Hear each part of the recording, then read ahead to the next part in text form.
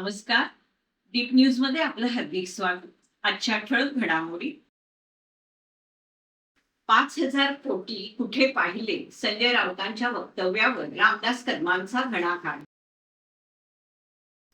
बेळगावसह सीमा भागातील 40 लाख मराठी भाषिकांना महाराष्ट्रात सामावून घ्या, केंद्राने हस्तक्षेप करावा, शिवसेना नेते रामदास कदम.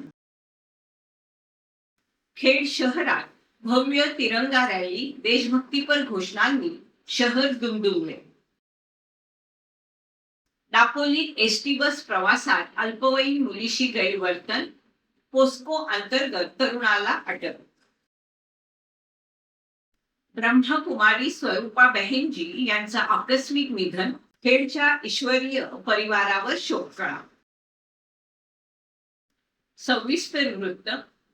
संजय राऊत यांच्या वक्तव्यावर शिवसेना नेते रामदासभाई कदम यांनी जोरदार हल्लाबोल केला. 5,000 कोटी रुपये कुठे पाहिले, नोटा मोजायला गेला होतात का, याचा काही फोटो किंवा व्हिडिओ आहे का, असा सवाल रामदास कदम यांनी उपस्थित केला.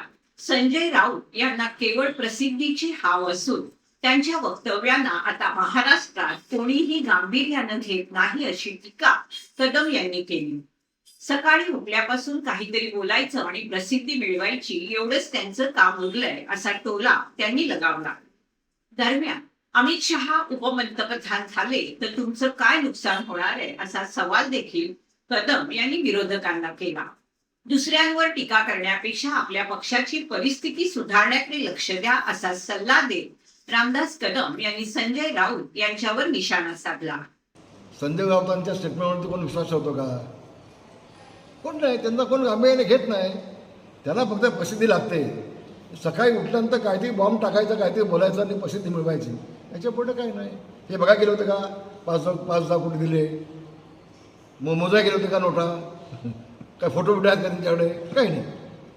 फक्त हवेत तलवारी फिरवायच्या आणि प्रसिद्धी मिळवायची, याच्या पलीकडे आमच्या राऊत साहेबांचं काही नाही. आणि त्यांना महाराष्ट्रामध्ये कोण आता गांभीर्याने घेत नाही. याला जोडून असं परत पुढे म्हणाले की अमित शहा हे पंतप्रधान होण्याच्या तयारीमध्ये आहे. समजा झाले, तुमचं काय बिघडतंय? तुमचं काय नुकसान होणार आहे? हो, झाले समजा, काय नुकसान तुमचं होणार? सत्ता त्यांची आहे, सरकार त्यांची आहे, सगळं आहे. त्यांच्या नशिबाने झालं तर बिघडतं कुठं? हो देत ना. तुमच्या कुठलं काय नुकतंय? तुम्ही तुमचं बघा निसता का ना. तुमचं काय आता शिल्लक आहे काय, ते तुमचं तुम्ही बघा ना. ते अमित शहा काय करतात, मोदी साहेब काय करतात, एकनाथ शिंदे काय करतात, त्यापेक्षा तुमच्याकडं काय आता शिल्लक आहे, फाटलंय तुमचं किती, ते कसं जोडता येईल ते बघा ना तुम्ही, असं म्हणेन. धन्यवाद. केंद्र सरकारचा गेल्या 5 वर्ष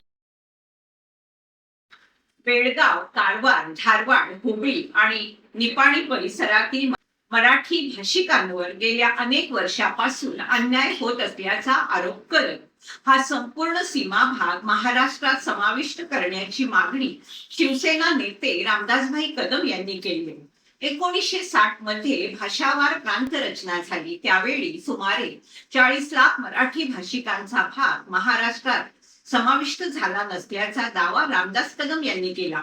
मराठी शाळा बंद करणं, मराठी शिक्षकांना हटवणं, मराठी पाट्या काढणं आणि बेळगावचं नाव बदलून बेळगावी करणं, अशा माध्यमातून मराठी भाषिकांवर अन्याय झाल्याचा आरोप त्यांनी केला. केंद्रात शिवसेना भाजपची सत्ता असल्याने पंतप्रधान नरेंद्र मोदी यांनी सीमा प्रश्नात वैयक्तिक लक्ष घालावं, अशी मागणी रामदास कदम यांनी केली. सर्वोच्च न्यायालयात सीमा प्रश्न प्रलंबित असून केंद्र सरकारनं पुढाकार घेतल्यास या प्रश्नावर लवकर निर्णय होऊ शकतो, असा दावा त्यांनी केला. बेळगावसह कारवार, धारवाड, हुबळी आणि निपाणी परिसरातील मराठी भाषिकांना न्याय मिळावा आणि हा संपूर्ण सीमा भाग महाराष्ट्रात समाविष्ट करण्यात यावा, यासाठी पंतप्रधानांना पत्र देणार असल्याचं शिवसेना नेते रामदास कदम यांनी सांगितलं. 1960 सालामध्ये ज्यावेळेला भाषावार प्रांतरचना झाली, त्यावेळेला बेळगाव हा मराठी भाषिक असताना देखील हे बेळगाव, कारवार, धारवाड, निपाणी, बिदुई ही सगळे मराठी भाषिक 40 लाख मराठी माणसं असताना देखील ते महाराष्ट्रामध्ये घेतली गेली नाही. चुकीचा सवय झाला त्यावेळेला. आणि म्हणून तेव्हापासून सातत्यानं तिथली जनता टाहो फोडून सांगत होती की बाबांनो, स्वातंत्र्याची फळं तुम्ही चाकताय, आम्ही अजून पारतंत्र्यात आहोत, या कन्नडियांच्या सोबत आहोत, आमच्यावरती अन्याय होतोय, आमच्यावरती अत्याचार होतोय. मराठी शिक्षक त्यांनी काढून टाकले, मराठी शाळा बंद केल्या, मराठी पाट्या काढून टाकल्या.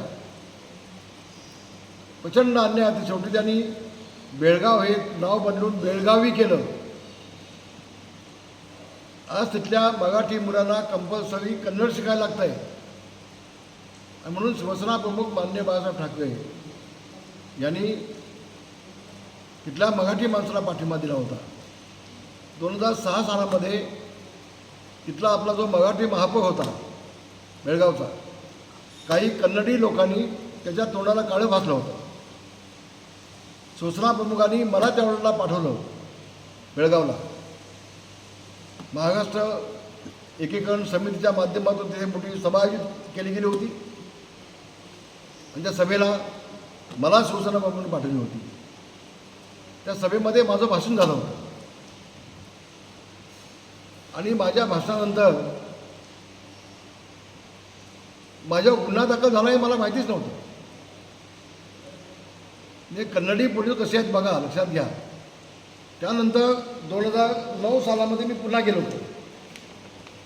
हे बघा, हे 2009चा तरुण भाग आहे आणि याच्यामध्ये सगळं माझं भाषण छापून आलं आहे. ते 2006ला मला त्यांनी वॉन्टेड दाखवलं. 2009ला मी बेळगावला गेला असताना मला अटक झाली नाही किंवा मला कल्पना दिली नाही, माझ्यावर केस दाखल झाला आहे. त्यावेळेला माझी स्टेटमेंट असे बघा, विरोधी पक्षनेते रामदास कदम यांचा ईडी सरकारवरती हल्लाबोल, मराठी माणसाच्या पाठीत खंजीर खुपसण्याचे भाजपचे राजकारण सीमाभाग केंद्रशासित करा तुम्ही, हे मी त्यावेळेला बोललो आहे. आणि त्यावेळेला माझ्या भाषणामध्ये मी उल्लेख केला होता की शिवसेना प्रमुखांनी मला सांगून पाठवलं आहे की जर का भाजपाने इथं मराठी माणसावरती अन्याय केला तर नाईलाजानं आम्हाला महाराष्ट्रामध्ये असलेली युती तोडावी लागेल. ही हेडिंग झाली आहे. त्यामुळे हा शिवसेना प्रमुखांचा संदेश मी माझ्या भाषणामध्ये त्यावेळेला बोललो होतो. मग 2009मध्ये मला अटक न झाली. पुन्हा 2010मध्ये मी गेलो होतो. तो काळा दिन जो असतो, 2 माणसं आपली गेली, तो काळा दिन पाडला जातो आज देखील बेळगावमध्ये. त्यावेळेला मी गेलो होतो. तेव्हा माझ्या सभेला परमिशन दिली नाही. मग टेबलावरती उभा करून भाषण केलं होतं. तेव्हाही मला अटक केली नाही किंवा मला कल्पना दिली नाही की तुमच्या गुन्हा दाखल आहे म्हणून 2006चा. मला सांगा, मी महाराष्ट्र विधानसभेचा विरोधी पक्षनेता होतो, माझा शासकीय बंगला असतो, मला काय शोधायची काय अवस्था नव्हती. त्यांना मला नोटीस देऊ शकले असते. त्यानंतर पुन्हा मी 5 वर्ष परिवहन मंत्री होतो, मग शासकीय बंगला होता, मंत्रालयामध्ये मंत्री म्हणून काम करत होतो, नोटीस नाही.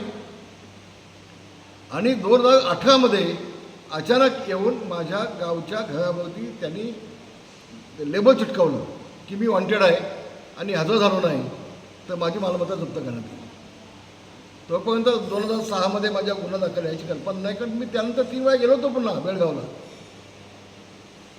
आणि मग ज्यावेळेला मी गेलो बेळगावला त्यावेळेला मला 10 लाखाचं जामीन द्यायला लागलं. तिथले आमचे यशवंत भिवजे, त्यांचे वडील पहिले आमदार होते महाराष्ट्र एकीकरण समितीचे, या दोघांनी मला त्यावर जामीन दिला 10 लाखाचा आणि माझी सुटका झाली. आपले व्याख्यानकर्ते पाटील नितीन बानमोळे पाटील 2006मध्ये ते त्या सभेला होते. तेव्हा ते काय राजकारणामध्ये नव्हते किंवा शिवसेनेमध्ये नव्हते. ते तिथं माझी पहिली त्यांची ओळख झाली. त्याने माझ्यासोबत वॉन्टेड दाखवलं होतं. आम्हाला दोघांनी नोटिसा नव्हते. तब्बल 13-14 वर्षानंतर आमच्या घरावरती येऊन हे दाखवलं, ग्रामपंचायतीमध्ये लावलं आणि आम्ही वॉन्टेड आम्हाला कळलं.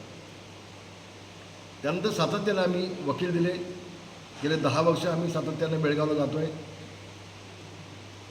आणि आम्ही आमच्या वकिलांनी बाजू मांडली की राज्याचा विधानसभेचा विरोधी पक्ष नेताला तुम्ही नोटीस का देऊ शकत नव्हता?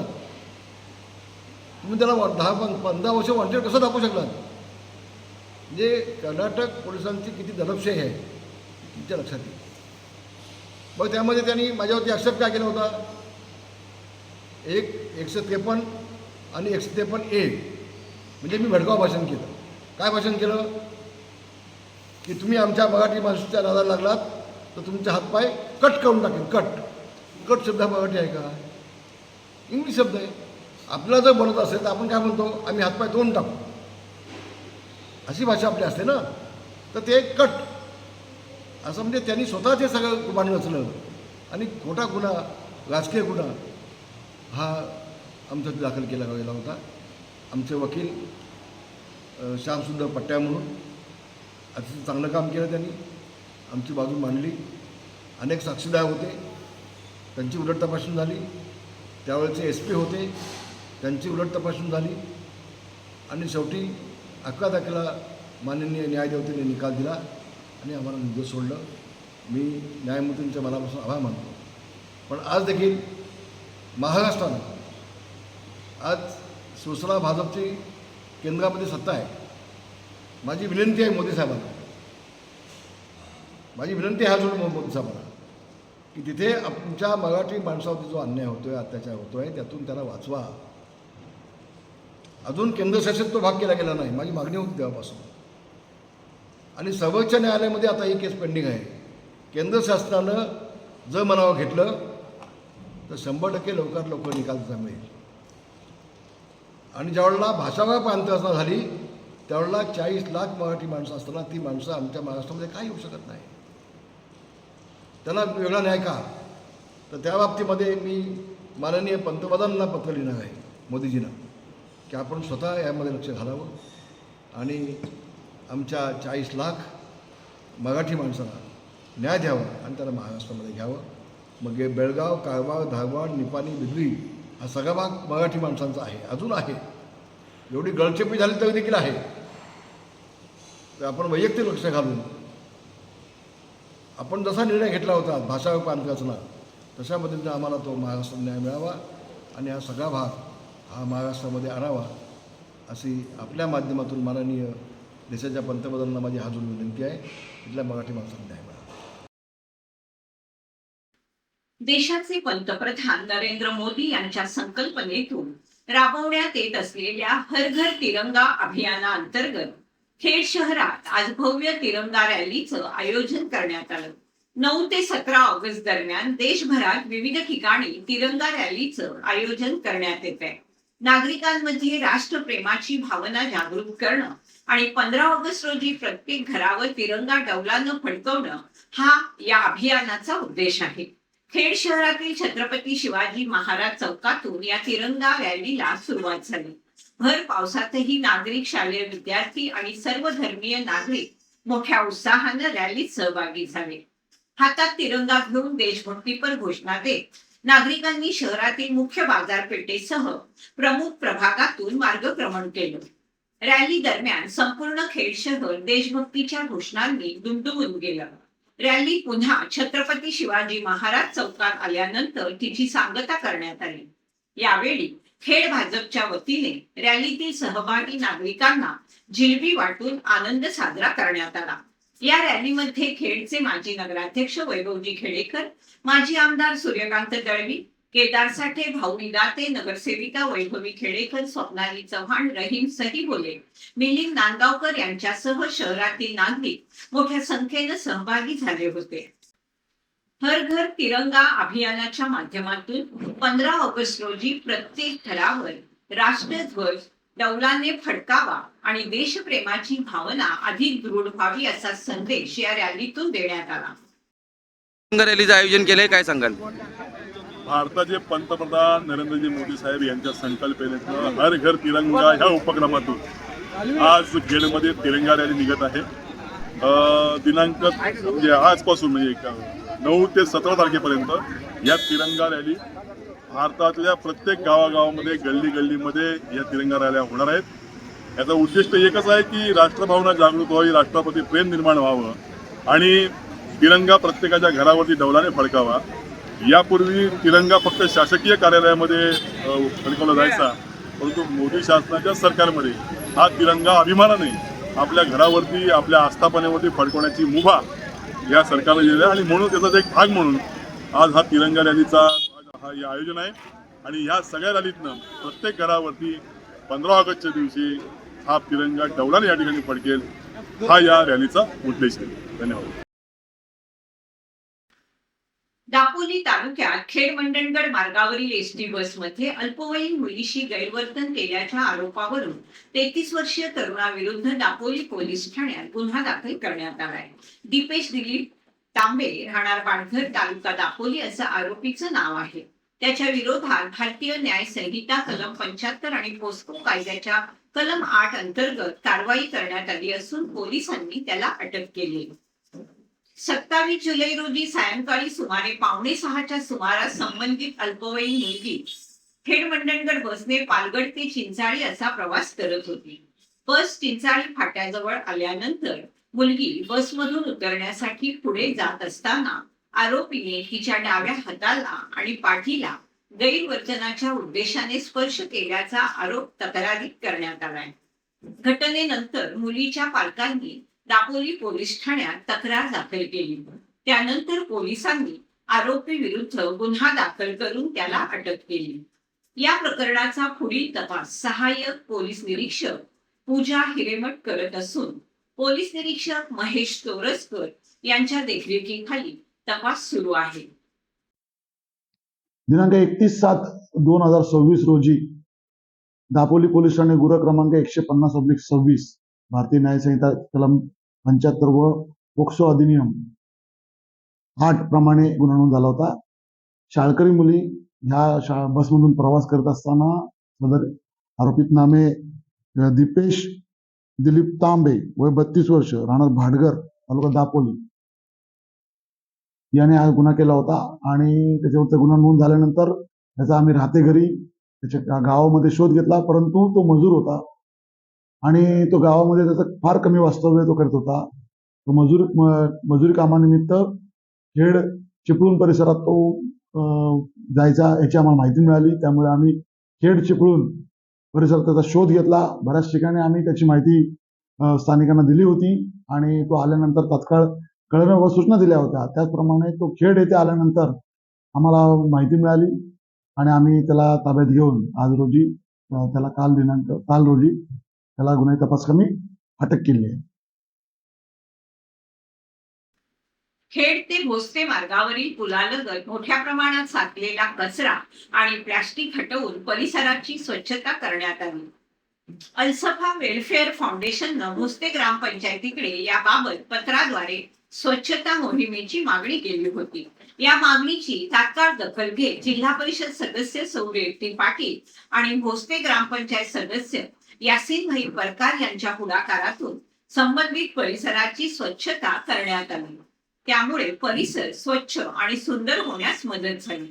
या सामाजिक आणि पर्यावरणपूरक उपक्रमाबद्दल अलसफा वेलफेअर फाउंडेशनचे प्रोजेक्ट चेअरमन सरफराज पांगारकर यांनी रेवती पाटील आणि यासीनभाई परकार यांचे मनपूर्वक आभार मानत अभिनंदन केलं. तसेच भविष्यात देखील स्वच्छता, पर्यावरण संवर्धन आणि सामाजिक उपक्रमांना सहकार्य मिळावं अशी अपेक्षा व्यक्त केली.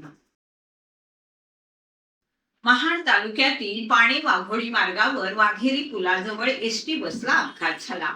महाड आगाराची ही बस पाणे गावातून वाघोळीच्या दिशेने जात होती.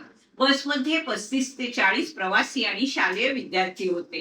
वाघेरी पुलाजवळ समोरून भरधाव दुचाकी आल्याने धडक टाळण्यासाठी चालकाने प्रसंगावधान राखत बस अचानक वळवली. यावेळी बस रस्त्याच्या कडेला घसरून झाडाला धडकली. सुदैवानं या अपघातात प्रवासी आणि विद्यार्थी सुरक्षित आहेत. चालकाच्या सतर्कतेमुळे मोठा अनर्थ टळला.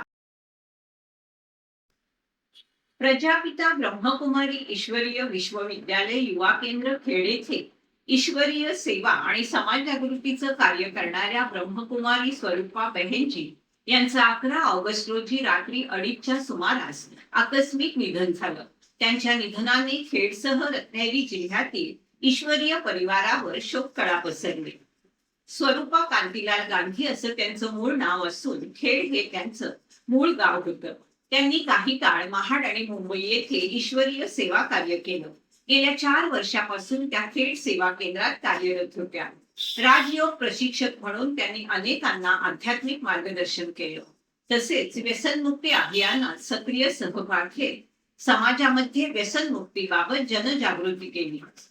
प्रजापिता ब्रह्माकुमारी ईश्वरीय विश्वविद्यालयाच्या माध्यमातून आयोजित विविध सामाजिक, आध्यात्मिक आणि जनजागृतीपर उपक्रमांमध्ये त्यांचं महत्त्वपूर्ण योगदान होतं. नम्र स्वभाव, हसतमुख, सत्यता, स्वच्छता, प्रामाणिकपणा आणि सेवाभाव या गुणांमुळे त्यांनी अनेकांच्या मनात आपलं स्थान निर्माण केलं.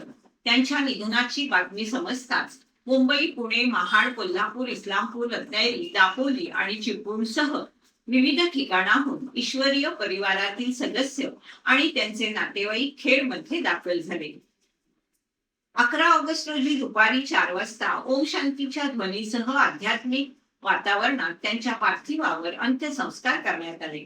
यावेळी उपस्थितांनी त्यांच्या सेवा कार्याच्या आठवणींना उजाळा देत त्यांना भावपूर्ण श्रद्धांजली अर्पण केली. लहानपणापासून त्यांच्यावर नियमित औषधोपचार सुरू होते आणि त्या औषध नियमित घेत होत्या. मात्र त्यांचं अचानक निधन झाल्याने ईश्वरीय परिवारासह नातेवाईकांना मोठा धक्का बसला. निस्वार्थ सेवा, आध्यात्मिक मार्गदर्शन आणि समाज जागृतीच्या माध्यमातून अनेकांच्या जीवनाला दिशा देणाऱ्या ब्रह्मकुमारी स्वरूपा बहेंगी यांच्या स्मृती त्यांच्या सेवा कार्यातून सदैव जिवंत राहतील. त्यांच्या निधनानं खेडच्या ईश्वरीय परिवारात कधीही भरून न निघणारी पोकळी निर्माण झाली, अशी भावना खेड सेवा केंद्राच्या संचालिका ब्रह्मकुमारी गीता बहेंजी यांनी व्यक्त केल्या. रविवार दिनांक 23 ऑगस्ट रोजी श्रद्धांजलीचा कार्यक्रम होणार आहे. स्वातंत्र्य दिनाच्या पार्श्वभूमीवर रत्नागिरी शहरात आज तिरंगा बाईक रॅलीचं आयोजन करण्यात आलं. शिवाजीनगर ते जयस्तंभ या मार्गावर ही रॅली काढण्यात आली. केंद्र सरकारच्या विविध विभागातील अधिकारी आणि कर्मचारी मोठ्या संख्येनं या रॅलीत सहभागी झाले. कोस्ट गार्ड, विविध राष्ट्रीयकृत बँका, LIC यासह केंद्र सरकारच्या विविध आस्थापनांमधील कर्मचाऱ्यांनी हातात तिरंगा घेऊन आणि वाहनांवर तिरंगा ध्वज लावून रॅलीत सहभाग घेतला. हर घर तिरंगा आणि राष्ट्रप्रेमाचा संदेश देत निघालेल्या या रॅलीमुळे रत्नागिरी शहरातील वातावरण देशभक्तिमय झालं होतं. बुधवार दिनांक 12 ऑगस्ट रोजी rotary English medium school Khed येथे आंतरराष्ट्रीय युवा दिनानिमित्त क्षयरोग मुक्त भारत अभियान आणि नशामुक्त भारत अभियान याबाबत जनजागृतीपर कार्यक्रम उत्साहात पार पडला. इयत्ता 10वी आणि 11वीच्या विद्यार्थ्यांसाठी आयोजित करण्यात आलेल्या या कार्यक्रमातून विद्यार्थ्यांना क्षयरोगाची लक्षणं, प्रतिबंध, उपचार आणि व्यसनाधीनतेचे दुष्परिणाम याबाबत मार्गदर्शन करण्यात आलं. कार्यक्रमासाठी प्रमुख पाहुणे म्हणून Shri Satyavan Joshi, senior lab supervisor, Kalbadi Khed आणि Mahesh Wadak, senior TB treatment supervisor, तसेच Shri Vilas Mhaske, counsellor, ICTC Kalbadi hospital यांची प्रमुख उपस्थिती लाभली. याप्रसंगी राष्ट्रीय क्षयरोग निर्मूलन कार्यक्रमाअंतर्गत Rotary English medium school Khed यांना क्षयरोग निर्मूलनासाठी केलेल्या उल्लेखनीय सहकार्याबद्दल आणि क्षयरोगग्रस्त रुग्णांना पोषण सहाय्य उपलब्ध करून देण्यासाठी केलेल्या मोलाच्या योगदानाबद्दल तालुका आरोग्य अधिकारी कार्यालय खेड, पंचायत समिती खेड यांच्याकडून सन्मान पत्र प्रदान करण्यात आलं. संपूर्ण कार्यक्रमाचं आयोजन माध्यमिक विभाग प्रमुख शैली देवळेकर यांच्या मार्गदर्शनाखाली करण्यात आलं. कार्यक्रमाचं सूत्रसंचालन सौ मीनाक्षी निवाते यांनी केलं. कार्यक्रमाच्या यशस्वी आयोजनासाठी शाळेतील शिक्षकवृंद आणि विद्यार्थ्यांनी विशेष सहकार्य केलं. रोटरी स्कूलचे अध्यक्ष डॉक्टर उपेंद्र तलाठी, सर्व पदाधिकारी, मुख्याध्यापिका भूमिता पटेल यांनी या अभियानाला शुभेच्छा दिल्या. स्वातंत्र्य दिनानिमित्त केंद्र शासनातर्फे राबवण्यात आलेल्या हर घर तिरंगा अभियानाअंतर्गत गुरुवार दिनांक 13 ऑगस्ट 2026 रोजी रोटरी इंग्लिश मीडियम स्कूल खेडमध्ये ध्वजारोहणाचा सोहळा संपन्न झाला. वंदे मातरम या राष्ट्रीय गीतानं ध्वजारोहणाच्या राष्ट्रीय सोहळ्याची सुरुवात झाल्यानंतर मान्यवर सौ मेघा गुहागरकर यांच्या शुभ हस्ते ध्वजारोहण सोहळा संपन्न झाला. हर घर तिरंगा अभियानाअंतर्गत तिरंगा रॅली, सायकल रॅली, तिरंगा थीमवर आधारित छत्री सजावट, तिरंग्यासोबत सेल्फी, विद्यार्थ्यांच्या लाडक्या आजी आजोबांसाठी खास रांगोळी स्पर्धा, सैनिक आणि पोलीस बांधवांना आभारपत्र लिहिणं, शाळेच्या नोटीस आणि डिस्प्ले बोर्डची सजावट असे विविध उपक्रम उत्साहात पार पडले. रोटरी स्कूलचे चेअरमन डॉक्टर उपेंद्र तलाठी, सर्व पदाधिकारी, शाळेच्या मुख्याध्यापिका यांनी केंद्र शासनाच्या हर घर तिरंगा या उपक्रमाअंतर्गत दिनांक 13 ऑगस्ट रोजी पार पडलेल्या ध्वजारोहणाच्या कार्यक्रमाला शुभेच्छा दिल्या. मराठा क्रांती स्वराज्य संघटना राष्ट्रीय संस्थापक अध्यक्ष सदानंदराव भोसले, राष्ट्रीय अध्यक्ष सुरत येथील उद्योजक विजयराव कदम, राष्ट्रीय सरचिटणीस बडोद्याचे उद्योजक प्रदीपभाई मोरे, महाराष्ट्र राज्य अध्यक्ष गुरुनाथ यशवंतराव, राज्य सरचिटणीस प्रकाशराव चव्हाण, राष्ट्रीय मीडिया अध्यक्ष दैनिक बेधडक महाराष्ट्र संपादक आणि न्यूज नेटवर्क मालक मुद्रक प्रकाशक अभिजित दरेकर, राष्ट्रीय रोजगार उद्योग विभाग अध्यक्ष उद्योजक अजय तिडके यांच्या मार्गदर्शनाखाली मुंबई येथील जे हॉस्पिटल येथे शनिवार दिनांक 15 ऑगस्ट रोजी विद्यार्थ्यांना भव्य मोफत वह्या वाटप सोहळा आयोजित करण्यात आला आहे. यावेळी प्रमुख पाहुणे म्हणून मुंबई प्रदेश अध्यक्ष उद्योजक आणि विकासक डॉक्टर चंद्रकांत तुळशीराम मोजाड, राज्य उपाध्यक्ष गुरुदेव दत्तात्रय झेटे, राज्य सरचिटणीस प्रकाशराव चव्हाण, राष्ट्रीय मीडिया अध्यक्ष अभिजित दरेकर, मुंबई प्रदेश महिला अध्यक्षा आरती बबनराव दळवी, मुंबई प्रदेश संघटक गणेश चौधरी, सुरेश तांबे, अरुण जाधव, रामदास गोळे आणि अन्य मान्यवर पदाधिकारी कार्यकर्ते उपस्थित राहणार आहेत. या कार्यक्रमाचा लाभ मोठ्या संख्येनं घेण्याचं आवाहन आयोजकांतर्फे करण्यात आलं आहे. खेड येथील सहजीवन शिक्षण संस्थेच्या कला, वाणिज्य आणि विज्ञान महाविद्यालयात ग्रंथालय शास्त्राचे जनक डॉक्टर S.R. रंगनाथन यांची जयंती मोठ्या उत्साहात साजरी करण्यात आली. यावेळी मान्यवरांच्या हस्ते दीपप्रज्वलन तसेच त्यांच्या प्रतिमेचं पूजन करून पुष्पहार अर्पण करण्यात आला. या कार्यक्रमात सहजीवन शिक्षण संस्थेचे खजिनदार विलासभाई बुटाला, संस्थेचे विश्वस्त आणि महाविद्यालयाचे chairman advocate Anandrao Bhosale, IT विभागाचे संचालक उत्तम कुमार जैन, माजी प्राचार्य आणि महाविद्यालय विकास समिती सदस्य डॉक्टर G.B. सारंग हे उपस्थित होते.